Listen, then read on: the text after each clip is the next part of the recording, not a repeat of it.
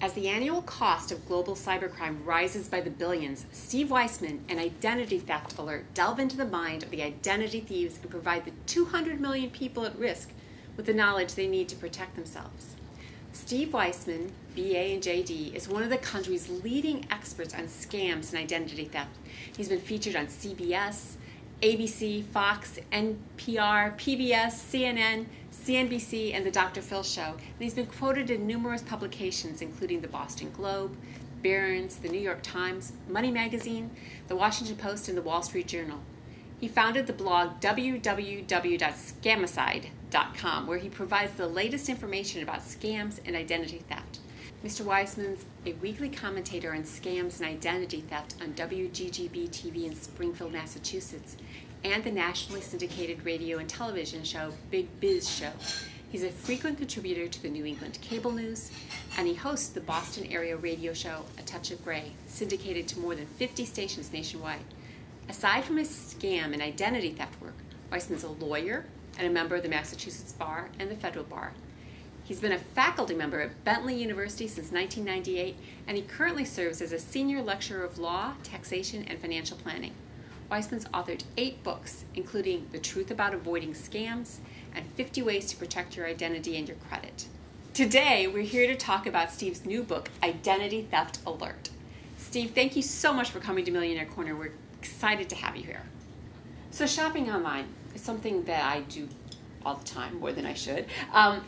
What should I worry about when I'm shopping online, and how do I protect myself as I shop online? And you're probably actually safer shopping online than going into a store these days. Sounds like it, right? Yeah. So the first thing is you look as you're going through the website and you look up when it comes time to input any financial information, you want to look at HTTP and you want to see an S.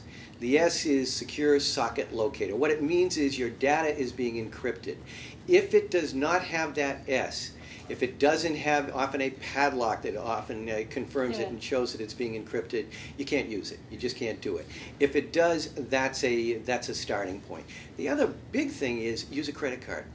Don't use a debit card for any kind of retail purchases because if you do, if a credit card is somehow breached, the security is breached, the law is that you've only got a maximum of $50 top for which you're responsible, and most companies won't even charge you that. But with a debit card, if you don't pick up on the fact that fraudulent use has been used of your debit card, you can potentially lose your entire bank account. And even if you pick up on it right away, you report it to your bank, they will freeze your account while they investigate it. Now that means you're going to lose access to your funds. If you have any payments like a mortgage that come out of there automatically, that's not going to go. So use your credit card and look for the secure encryption when you do it. And don't shop in Wi-Fi at the mall, at Starbucks, because you may think you're on a secure Wi-Fi, but it could be that of the identity thief sitting right next to you. Mm-hmm. So the encrypted ones, so the little padlock that you're talking about, is that up in the URL, what I would call the URL Padlock area? is usually down below at the bottom. What you want to look for on the top will be the S after the HTTP.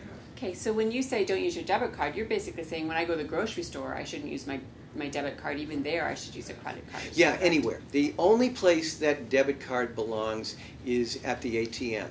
And, of course, when you're at the ATM, I mean, things are not as bad as you think. They're far worse.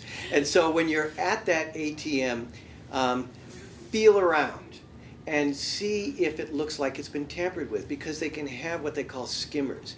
And these are thin films, but they're electronic, whereby they're reading your card, and it may be over the keypad, so that they're actually picking up your PIN, or there may be a camera that's watching it. So if it feels like it's been tampered with, go to another one. But other than that, the debit card belongs at the ATM machine. Interesting.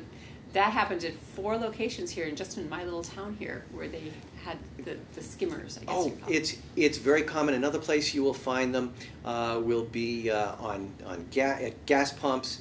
Another time they're portable ones, about the size of a deck of cards. And when you give your card to the retail clerk, they swipe it there first. They get the information before they swipe it for real. So you've got to be careful with that. Wow. Steve, thank you so much for coming today. It was delightful to talk to you. I encourage you all to read Identity Theft Alert. It's a great book.